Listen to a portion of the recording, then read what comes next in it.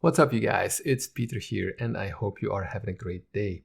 It's a nice day in LA at the moment, so a great time to make another video.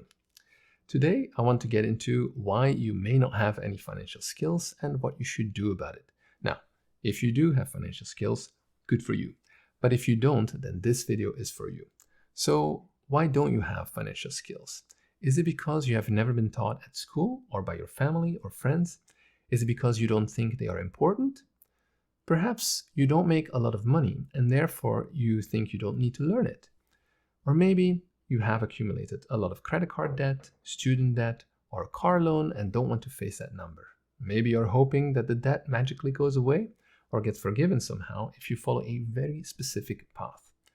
All the while, that same path may be limiting your earnings potential. Maybe money is a taboo topic in your family. Perhaps it's considered rude to discuss it. But how are you going to learn if you can't really talk about it? Do you know the cash flow situation of your family? Or perhaps you are not a numbers kind of person, or you think it's too hard, too complex. But who has the best interest in your money? It is you. When you have money, should you spend it or should you save and invest it? And if you are going to spend it, is this on a need or is it on a want?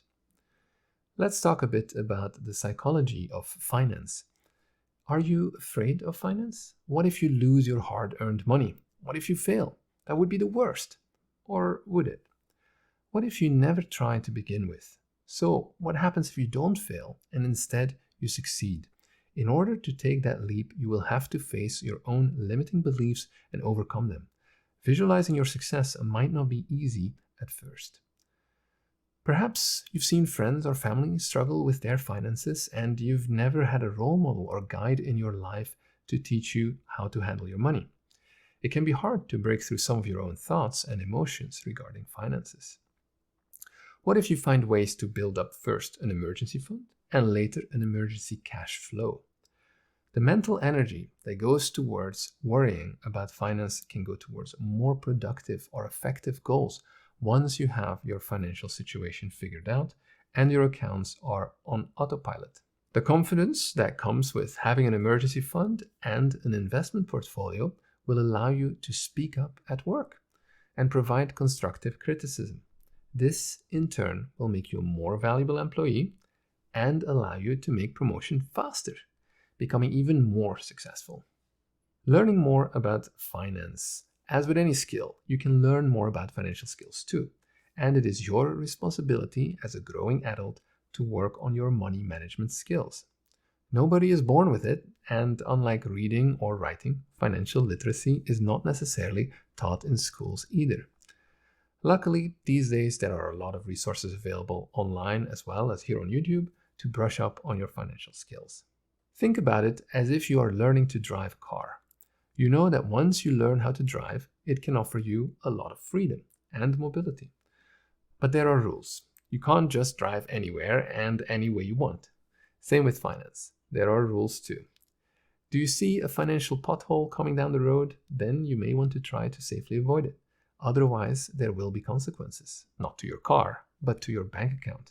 You can't just spend money any way you want, as you'll run up a lot of credit card debt, which will compound hard against you, and that will make your future progress so much more difficult. So how much time should you be spending to learn these money management skills? Well, I sometimes tell some of the art students that I teach that if they spend even 1% of the time that they normally spend on their craft on learning more about finance, that it will help them a lot for the rest of their life. Because nobody wants to be worrying about their finances. They want to focus on their art and career. So let's say they spend about 4 hours a day actively learning their craft. That makes for about 24 hours in a week. 1% of that is about 16 minutes, which is about the length of a YouTube video. So basically, watch one YouTube video on finance every week and you'll be fine. What should you be learning? What should you do? First of all, you should smash that like button for the YouTube algorithm.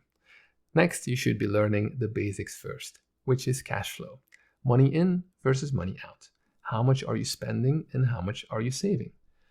And if you're not saving anything, what can you cut down or how can you increase your income so that you are able to set aside a bit of money every month?